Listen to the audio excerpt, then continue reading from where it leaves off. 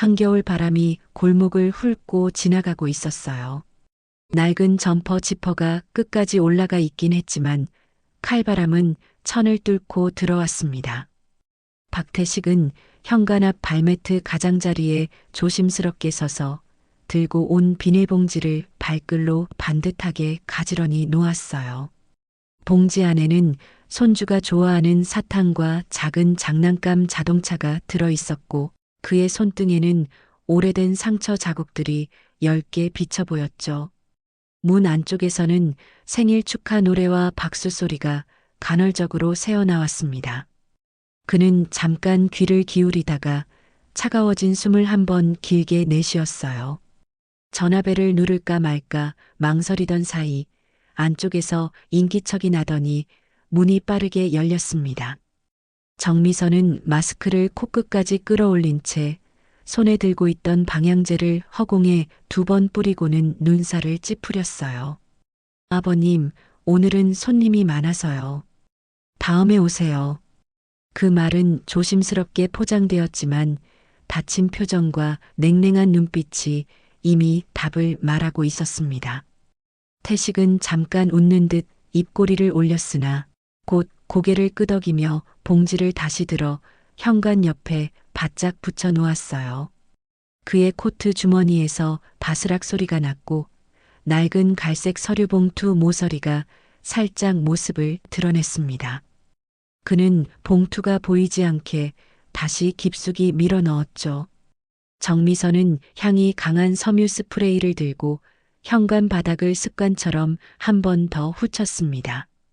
거실 쪽에서는 아이들 웃음소리가 크게 터졌고 누군가 촛불을 끄자 환호가 이어졌어요.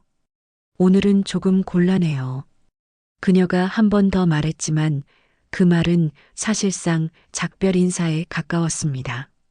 문가에 잠시 정적이 흘렀고 태식은 그래, 알겠다라는 듯 아주 미세하게 고개를 숙였어요. 그는 신발 끝으로 발매트를 정리한 다음 집 안쪽을 힐끗 보려다 이내 시선을 거두었습니다. 불빛 너머로 익숙한 가족의 윤곽이 어른거렸지만 그의 이름을 부르는 목소리는 들리지 않았습니다. 문이 닫히자 문패에 달린 쇠고리가 살짝 흔들렸고 얇은 금속 소리가 겨울 공기 속에서 길게 늘어졌어요. 태식은 발걸음을 빼며 현관 계단을 천천히 내려왔습니다. 계단 끝에서 그는 잠깐 뒤돌아보았지만 다시 문이 열리지는 않았습니다. 마당 담쪽 화분 사이에는 종이 상자와 낡은 담요가 비에 젖은 채 놓여 있었고 누구의 물건인지 알 수 없었죠. 이웃집 중년 남자가 검은 패딩에 손을 찌른 채 골목을 지나가다 잠깐 태식을 바라보고는 고개를 젓고 발걸음을 재촉했습니다. 가로등 불빛 아래에서 태식의 그림자가 길게 늘어졌고 바람이 불 때마다 그림자는 길이를 달리했어요. 그는 주머니 속 봉투를 다시 한번 만져보았습니다. 각진 종이의 감촉이 손끝에 또렷하게 닿았고 그 촉감은 오래전부터 그가 스스로를 지탱해 온 마지막 기둥처럼 느껴졌습니다. 주머니 바깥으로 꺼내지 않으려 애를 쓰는 몸짓은 그가 감추고 싶은 시간과 사연이 분명히 있음을 말해주었죠. 멀리서 버스가 골목 어귀를 지나며 바람을 밀어냈고 태식은 목깃을 더 올렸습니다. 그는 천천히 하지만 흔들림 없이 버스 정류장 쪽으로 걸음을 옮겼어요. 정류장 벤치에는 비닐 우산이 뒤집힌 채 놓여 있었고 안내판에는 마지막 차 시간표가 희미하게 적혀 있었습니다. 태식은 벤치 끝자리에 앉아 비닐봉지를 무릎 위에 올려놓았어요. 손가락이 굳어 있는지 매듭을 한참 만에 풀어 사탕 봉지를 손바닥에 옮겼습니다. 사탕 겉포장에 그려진 밝은 색의 캐릭터가 가로등 불빛을 받아 반짝였고 그 빛이 그의 눈동자에도 잠깐 머물렀죠. 그는 아이가 좋아하던 맛을 떠올리며 고개를 끄덕였지만 이내 봉지를 다시 묶었습니다. 주머니에서 낡은 손수건을 꺼내 묵은 먼지를 털고 코트 소매를 가지런히 펴며 자세를 고쳤어요. 차가운 금속 벤치에 감촉이 등을 타고 올라오자 그는 등받이에 살짝 기대어 짧게 숨을 고르겠습니다. 바람이 가라앉자 멀리서 폭죽 소리가 한두 번 터졌고 누군가는 생일 노래를 또 한 번 부르는 듯 했어요. 그 소리는 희미하게 들려왔지만 어쩐지 손끝까지 또렷하게 남았습니다. 그는 벤치 옆 쓰레기통 뚜껑을 내려 정리하고 주변에 흩어진 휴지를 하나씩 주워 담았어요. 골목 입구에서 고등학생 둘이 웃으며 뛰어왔고 벤치 앞을 스쳐 지나가다 태식을 힐끗 보았습니다. 한 학생이 코를 쓸어 올리며 인상을 찌푸렸지만 다른 학생은 모자를 고쳐 쓰고는 말없이 지나갔어요. 태식은 그들의 발소리가 멀어질 때까지 시선을 내리지도 올리지도 않았습니다. 그는 주머니 안봉투를 다시 쥐었습니다. 종이의 모서리가 손바닥을 눌렀고 그 눌림이 이상하게도 마음을 편안하게 만들었어요. 버스가 오지 않는 정류장에서 시간은 천천히 얇아지는 얼음처럼 갈라지고 있었죠. 잠시 뒤 가로등이 깜빡이며 발길을 낮추었고 건너편 창문에 비친 그의 모습이 더 작아 보였습니다. 그는 천천히 자리에서 일어나 비닐봉지를 들고 발끝으로 눈밭을 가르며 골목 끝을 향해 걸었어요. 등 뒤로 남겨진 발자국은 일정한 간격을 유지했고 그 간격만큼 그의 마음도 흔들리지 않았습니다. 겨울밤 공기는 여전히 차가웠지만 그의 걸음은 서두르지 않았습니다. 앞으로 무엇이 기다리는지 알 수 없었지만 그는 오늘도 조용히 하루를 정리하고 있었어요. 거실에는 형형색색 풍선이 매달려 있었어요. 손주의 생일 파티가 끝난 뒤 초대받지 못한 사람의 흔적은 단 하나도 남아있지 않았습니다. 정미선은 케이크 상자를 정리하며 테이블 위를 닦았어요. 손끝에 묻은 크림을 닦아내면서도 얼굴에는 여전히 불쾌한 기색이 남아있었죠. 냄새가 배긴 것 같아요. 환기 좀 시켜야겠어요. 그녀는 창문을 활짝 열고 방향제를 뿌렸습니다. 겨울바람이 차가운 공기를 들이치자 거실 커튼이 허공에 휘날렸어요. 주방 한쪽에서 박준호는 조용히 TV를 켜고 채널을 이리저리 돌렸습니다. 아내의 말에 맞장구 치지도 반박하지도 못한 채 입술만 달싹거렸죠. 당신은 왜 매번 말을 못해요? 저렇게 냄새나는 분을 어떻게 모시냐고요. 미선의 목소리가 높아졌지만 준호는 아무 대답도 하지 않았습니다. 그의 눈은 화면을 향했지만 생각은 아버지의 낡은 손과 목소리로 향하고 있었죠. 그는 잠시 후 리모컨을 내려놓고 조금만 이해해주면 안 될까? 라고 말하려다 입을 다물었습니다. 그 말이 나오면 또 싸움이 될 걸 알았기 때문이었습니다. 미선은 이미 현관으로 향하고 있었어요. 그녀는 비닐장갑을 끼고 태식이 두고 간 낡은 코트를 박스에 구겨 넣었습니다. 이건 세탁도 안 돼요. 버려야겠다.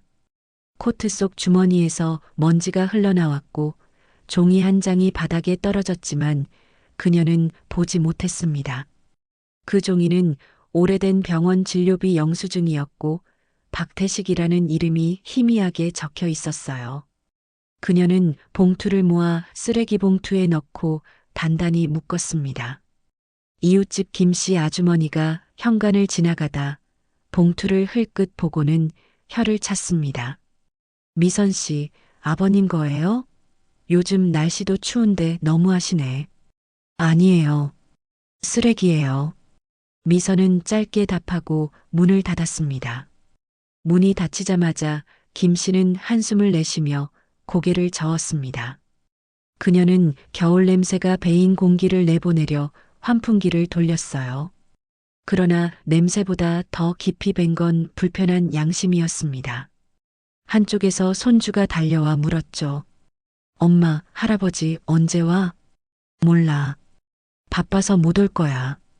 아이의 순진한 얼굴에 대답을 내뱉으며 미선은 잠시 눈을 피했습니다. 그 시각 준호는 방 안에서 오래된 사진 한 장을 꺼내 들고 있었습니다.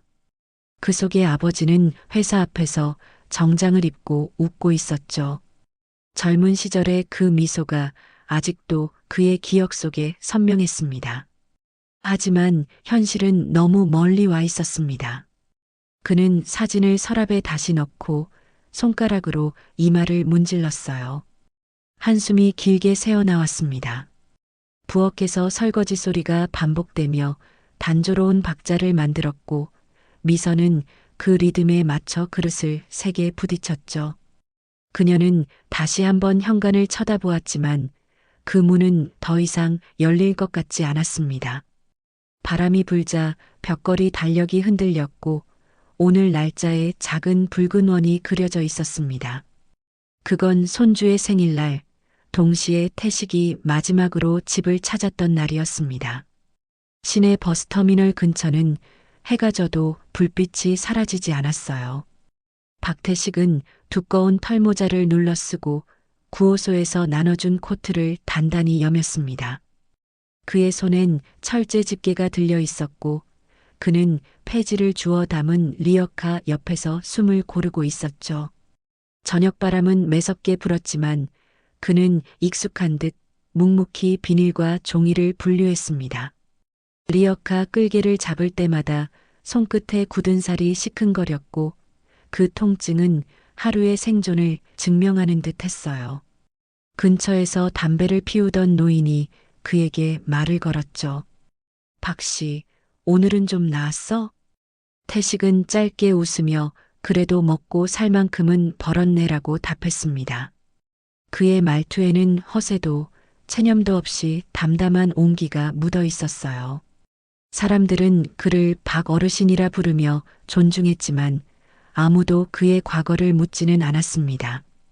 그는 항상 자신을 그저 박 씨라만 소개했으니까요. 어느 날 저녁 자원봉사자 한은주가 따뜻한 국밥을 들고 다가왔습니다. 박 어르신, 오늘은 많이 추우시죠? 태식은 고개를 숙이며 고맙네. 덕분에 따뜻해져요라고 답했어요. 그녀는 국밥 그릇 옆에 손난로를 올려두었고 김이 피어오르며 얼굴을 덮었습니다.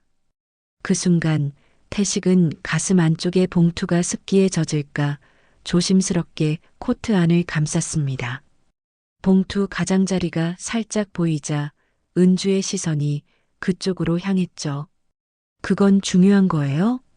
태식은 미소만 지으며 그냥 오래된 서류예요. 남은 건 그것뿐이죠. 라고 답했습니다. 그의 눈빛엔 깊은 비밀이 깃들어 있었고 은주는 더 묻지 않았습니다. 그녀는 다만 건강 챙기셔야 해요. 약속이에요. 라며 손을 흔들고 떠났습니다. 그 말이 어쩐지 오래된 가족의 인사처럼 따뜻하게 들렸어요. 다음 날 태식은 새벽 공원에서 낡은 담요를 덮고 쉬고 있었습니다. 멀리서 구호소 직원들이 쓰레기를 치우며 오늘도 박 어르신이 먼저 나왔네라며 웃었죠. 그는 잠시 그들을 바라보다가 다시 자리를 정리하고 떨어진 병뚜껑을 주워 담았습니다. 그의 주변엔 항상 질서가 있었어요. 폐지꾸러미도 빈병 더미도 늘 정갈하게 묶여 있었습니다. 그는 버려진 것들을 다시 가지런히 세우는 일에서 묘한 평안을 느꼈습니다. 그가 몸을 숙여 떨어진 신문을 줍는 순간 머리 위에서 차가운 바람이 훅 불었어요. 신문 구석에는 한국바이오홀딩스 주가 상승이라는 작은 제목이 눈에 띄었죠. 그의 시선이 잠시 머물렀지만 곧 신문을 접어 리어카 밑에 넣었습니다. 그 이름은 그가 한때 몸담았던 회사의 이름이었지만 그는 그 사실을 아무에게도 말하지 않았습니다. 그날 오후 태식은 거리에서 쓰러진 노인을 발견했습니다. 사람들이 머뭇거릴 때 그는 곧장 달려가 노인을 부축했죠. 괜찮으세요? 조금만 참으세요. 노인의 몸은 차가웠고 입가엔 하얀 김이 희미하게 맴돌았습니다. 그는 자신의 담요를 벗어 노인에게 덮어주고 구호소 쪽으로 걸음을 재촉했습니다. 은주가 달려와 그들을 돕고 구급차가 오기 전까지 태식은 노인의 손을 놓지 않았어요. 그날 밤 구호소 사람들은 그 이야기를 하며 역시 박 어르신은 남달라라고 입을 모았습니다. 태식은 그 말에 고개를 저으며 조용히 웃었습니다. 그냥 내가 할 수 있는 일이었어요. 하지만 그 미소 뒤에는 아무에게도 털어놓지 못한 지난 세월의 무게가 조용히 깃들어 있었어요. 겨울비가 얇은 실선처럼 쏟아지는 저녁이었어요. 박태식은 평소처럼 구호소 근처 골목을 돌며 빈병을 주었습니다. 비닐우산이 뒤집히고 바람이 얼굴을 때렸지만 그는 그저 묵묵히 손을 놀렸어요. 갑자기 어깨가 무겁게 내려앉더니 시야가 서서히 흔들렸습니다. 그는 벽을 짚으며 숨을 고르려 했지만 손끝에 힘이 빠져나갔죠. 어르신, 멀리서 달려오는 목소리가 들렸습니다. 은주가 뛰어와 그를 부축했지만 이미 그는 의식을 잃고 있었어요. 구급차의 사이렌이 골목을 울리고 비가 그의 얼굴 위로 떨어졌습니다. 그의 손에서 낡은 서류 봉투가 미끄러져 떨어졌고 빗물에 젖은 종이 모서리가 바닥에 닿았어요. 은주는 봉투를 주워 들었지만 안의 내용이 어떤 것인지 모른 채 조심스럽게 코트 안에 넣었습니다. 병원 응급실은 분주했습니다. 의사와 간호사들이 분주히 움직이며 산소호흡기를 연결했어요. 신원 확인 좀 부탁드립니다. 누군가 그의 코트를 뒤지기 시작했죠. 그 순간 코트 안에서 갈색 봉투가 흘러나왔습니다. 의사는 봉투를 들어 올리고 이름이 적힌 표면을 유심히 바라봤어요. 박태식 그리고 그 아래 복잡한 도장과 숫자들이 인쇄된 서류들이 보였습니다. 그는 처음엔 기부 영수증쯤으로 생각했지만 자세히 보자 눈이 커졌어요. 이게 대기업 주식 명의 증서입니다. 그것도 꽤 오래된 것들이네요. 그는 병원장에게 서류를 전달했고 병원장은 재빠르게 인터넷 검색을 했습니다. 서류에 적힌 회사 이름은 한국바이오홀딩스. 현재 시가총액으로 계산하면 그 지분 가치는 약 5조 원에 달했습니다. 설마 노숙자 신분으로 이 정도 자산을? 병원장은 놀란 표정을 감추지 못했어요. 그는 곧 언론 담당자에게 연락을 취했고 뉴스 제보가 순식간에 이루어졌습니다. 몇 시간 뒤 노숙자 주식부자 발견이라는 자극적인 제목이 포털 사이트를 장식했죠. 의식이 없는 태식은 조용히 산소호흡기 아래에서 숨을 쉬고 있었습니다. 그의 얼굴은 평온했지만 주변은 소란스러웠어요. 은주는 그가 누워있는 침대 옆에서 손수건으로 이마에 땀을 닦아주었습니다. 이분이 그런 분일 줄은 그녀는 중얼거리며 눈시울을 붉혔어요. 병원 복도는 기자들과 관계자들로 가득 찼습니다. 플래시가 번쩍였고 카메라 셔터 소리가 연신 터졌죠. 그 소리 사이로 심전도 기계의 일정한 리듬이 작게 들려왔습니다. 은주는 그 소리를 들으며 마음이 복잡해졌습니다. 그는 자신에게 따뜻한 말을 건네던 노인이 이렇게 큰 세상의 중심이 될 줄 몰랐죠. 그녀는 주머니 속 봉투를 다시 떠올렸습니다. 그 안에는 단순한 돈 이상의 것이 있었다는 걸 어렴풋이 느꼈어요. 밤이 깊어질수록 병실 밖은 더 시끄러워졌지만 병실 안은 고요했습니다. 은주는 침대 옆 의자에 앉아 그의 손을 잡고 조용히 속삭였어요. 박 어르신, 사람들한테 휘둘리지 말고 꼭 일어나세요. 그러나 태식의 눈꺼풀은 미동도 하지 않았습니다. 그는 조용히 세상의 소란을 등지고 꿈결처럼 잠들어 있었어요. 창밖으로는 빗줄기가 끊임없이 흘러내렸고 병실 천장 위로 희미한 불빛이 번졌습니다. 그 불빛은 마치 한 사람의 인생이 마지막으로 깜빡이는 듯 부드럽게 흔들리고 있었어요. TV 뉴스가 거실을 밝히고 있었어요. 노숙자 주식 부자, 5조 원대 지분 소유 확인. 앵커의 목소리가 울려 퍼지는 순간 정미선의 손에서 커피잔이 바닥에 떨어졌습니다. 뜨거운 액체가 러그 위로 번졌지만 그녀는 그 사실조차 인지하지 못했어요. 화면 속 사진에는 낡은 점퍼를 입은 노인이 실려가는 모습이 있었고 자막에는 박태식 씨, 현재 병원 입원 중이라는 문장이 떠 있었습니다. 미선은 입술을 떨며 리모컨을 꽉 쥐었죠. 이게 우리 아버님이라고? 옆방에서 박준호가 달려와 화면을 바라봤습니다.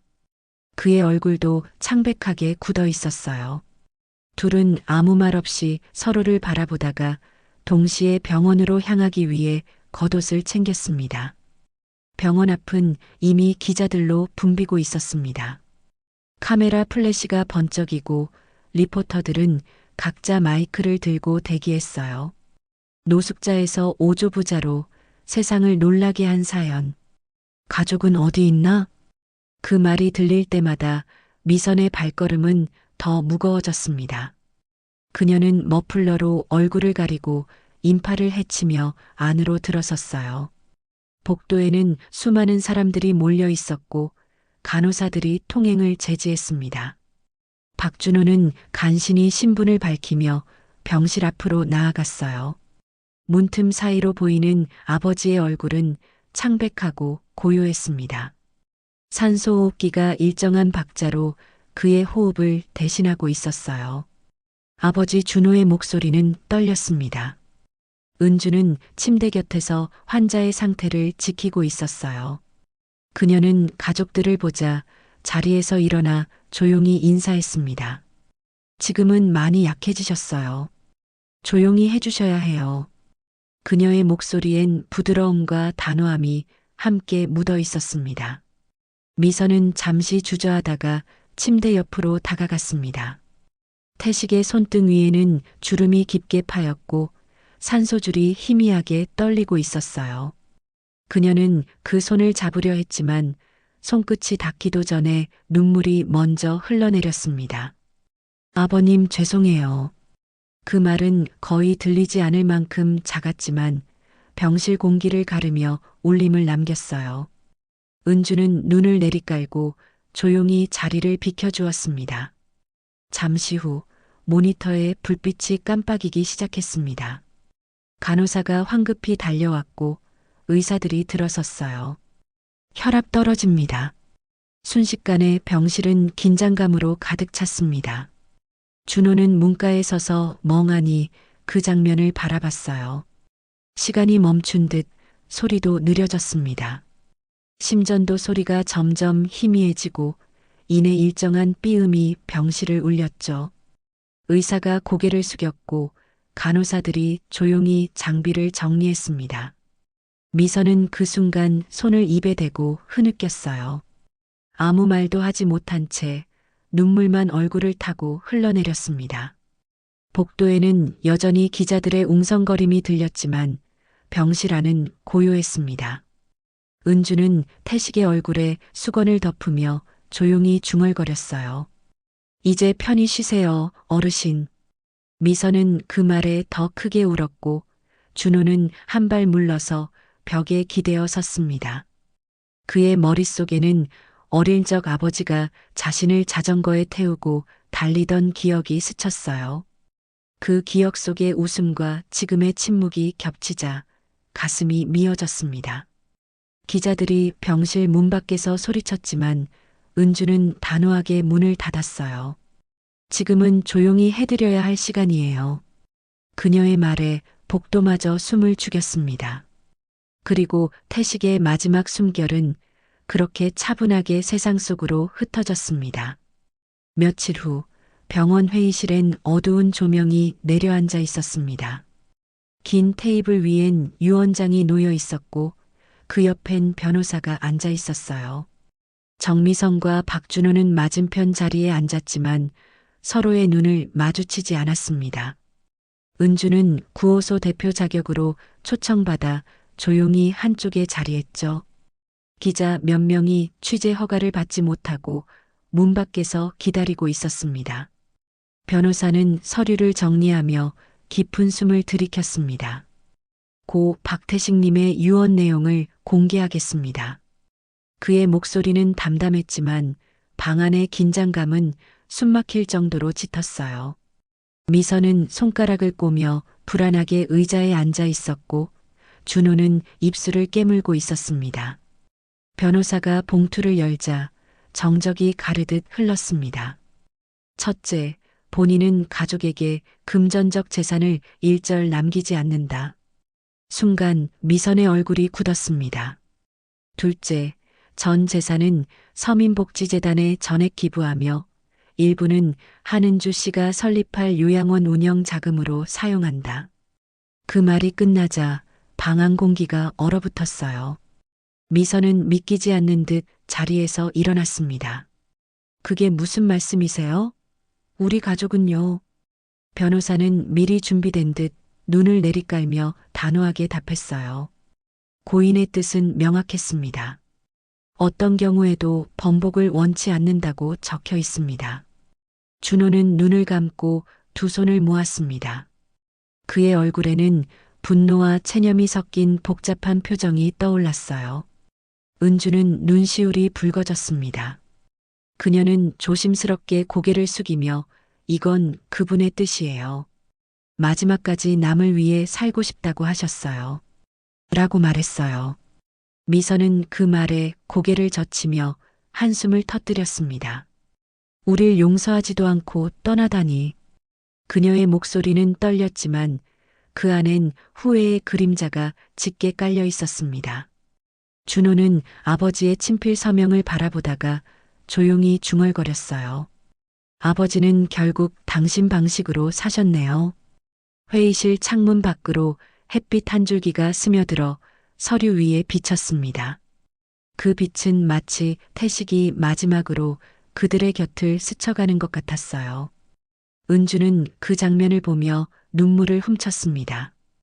회의가 끝난 뒤 미선은 병원 옥상으로 올라갔습니다. 도심의 소음이 멀게 느껴졌고 회색 하늘 위로 바람이 스쳤어요. 그녀는 코트 주머니에서 낡은 담요 조각을 꺼냈습니다. 며칠 전 집을 정리하다 찾은 그것에는 아버지의 손때가 그대로 남아 있었어요. 그녀는 천천히 담요를 끌어안고 눈을 감았습니다. 그때 그냥 한 번만 따뜻하게 대해드렸으면. 작은 중얼거림이 바람에 섞여 사라졌습니다. 은주는 복도에서 그 모습을 바라보다가 조용히 고개를 숙였어요. 그녀는 미선의 눈빛 속에서 뒤늦은 깨달음의 불빛이 희미하게 깜빡이는 걸 느꼈습니다. 그리고 하늘 위 어딘가에서 태식의 미소가 그들을 조용히 내려다보는 듯 했어요. 박태식의 장례식이 끝난 뒤 집안엔 고요가 내려앉았습니다. 정미선은 홀로 거실에 앉아 있었어요. 손에는 아버지가 남기고 간 낡은 사탕 봉지가 들려 있었습니다. 비닐은 누렇게 변색되어 있었지만 안에 알록달록한 사탕은 여전히 반짝였죠. 그녀는 하나를 꺼내 들고 손끝으로 조심스레 굴렸습니다. 할아버지 사탕 맛있어. 손주의 목소리가 머릿속에 스쳐 지나갔습니다. 그 말이 마치 어제 일처럼 생생했어요. 그녀는 사탕을 바라보다가 결국 손으로 입을 가렸습니다. 그때의 자신이 얼마나 냉정했는지, 얼마나 쉽게 한 사람을 밀어냈는지 이제야 깨달았거든요. 눈물이 사탕 포장 위로 한 방울, 두 방울 떨어졌습니다. 박준호는 아버지의 서류함을 정리하고 있었습니다. 낡은 도장이 든 작은 상자와 오래된 편지 묶음이 들어 있었죠. 그는 한 장을 꺼내 읽었어요. 준호야, 사람은 가진 돈보다 지켜야 할 마음이 더 많단다. 짧은 문장이었지만 그 한 줄이 가슴을 울렸습니다. 그는 의자에 앉아 잠시 숨을 고르며 눈을 감았습니다. 시간이 얼마나 흘렀는지도 모른 채 서류 한 장 한 장을 정리하며 고개를 숙였어요. 그의 눈앞에는 젊은 시절 회사 창립식에서 환하게 웃던 아버지의 모습이 아른거렸습니다. 그제야 그는 알았죠. 아버지는 단 한 번도 가족을 미워한 적이 없었다는 것을요. 단지 자신들이 외면했을 뿐이었습니다. 며칠 뒤 미선은 한은주를 찾아갔습니다. 요양원 설립 준비가 한창이었고 건물 공사장은 분주했습니다. 저 잠깐 시간 괜찮으세요? 미선의 목소리는 조심스러웠습니다. 은주는 그녀를 보고 놀라지 않았습니다. 마치 기다리고 있었다는 듯 조용히 고개를 끄덕였죠. 도와드리고 싶어요. 이 일 아버님 뜻을 함께 이어가고 싶어요. 은주는 잠시 그녀를 바라보다 미소를 지었습니다. 좋아요. 함께해요. 그분도 분명 기뻐하실 거예요. 두 사람은 그렇게 손을 맞잡았어요. 한때 냉정했던 며느리의 손에서 이제는 미묘하게 따뜻한 온기가 느껴졌습니다. 며칠 후 기자들은 태식재단 설립이라는 소식을 보도했습니다. 노숙자 부자의 유산, 따뜻한 기적이 되다라는 제목이 신문 일면을 장식했어요. 요양원 한켠에는 태식의 사진이 걸렸고 그 아래에는 짧은 문구가 적혀 있었습니다. 가장 큰 분은 사랑을 남기는 일이다. 그날 미선은 손주와 함께 요양원을 방문했습니다. 손주는 사진 앞에 사탕 하나를 올려두었어요. 할아버지, 이건 제가 제일 좋아하는 맛이에요. 미선은 그 모습을 보며 눈을 감았습니다. 아버지의 목소리가 귓가에서 들려오는 듯 했어요. 사람 냄새가 제일 귀한 냄새지. 봄 기운이 느껴질 무렵 새로 지어진 요양원 앞마당에는 작은 현판이 세워져 있었습니다. 박태식 요양원, 그 이름은 햇살에 부드럽게 반사되어 반짝였어요. 개원식에는 많은 이웃과 구호소 사람들, 그리고 몇몇 언론사 기자들이 모였습니다. 건물 외벽은 따뜻한 아이보리색으로 칠해져 있었고 유리문 안쪽에는 커다란 화분들이 놓여 있었습니다. 은주는 원장으로 취임하며 짧게 인사를 했습니다. 이곳은 한 사람의 선한 마음이 시작이 되어 만들어졌습니다. 그 마음이 앞으로도 많은 사람을 따뜻하게 할 거예요. 그녀의 목소리는 잔잔했지만 말 한마디 한마디가 사람들의 마음속으로 스며들었죠.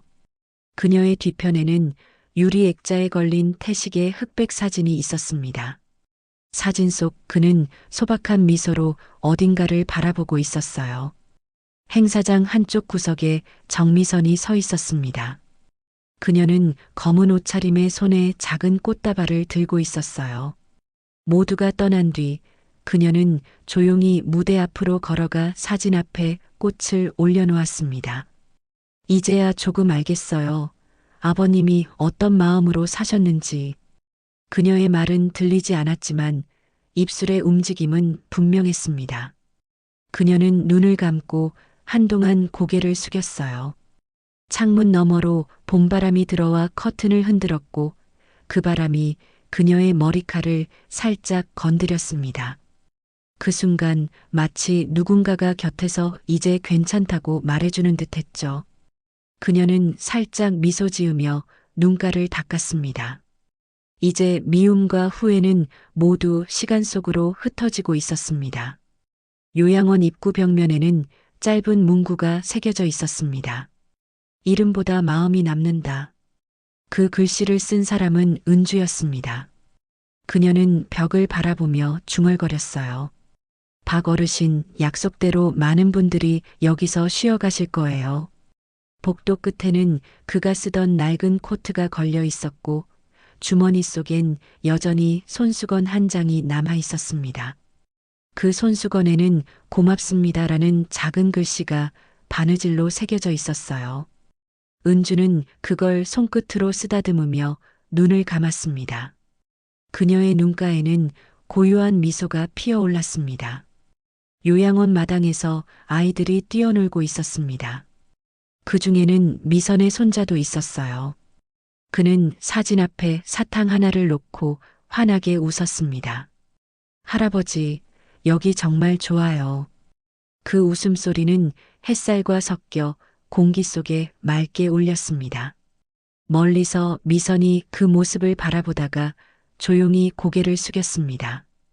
그녀의 눈가에는 눈물이 맺혀 있었지만 이번엔 슬픔이 아니었어요. 그건 따뜻함과 감사의 눈물이었습니다. 요양원 마당의 나무 사이로 바람이 불고 벚꽃잎이 흩날렸습니다. 그 바람 속엔 여전히 한 사람의 온기와 숨결이 고요히 살아 있었어요.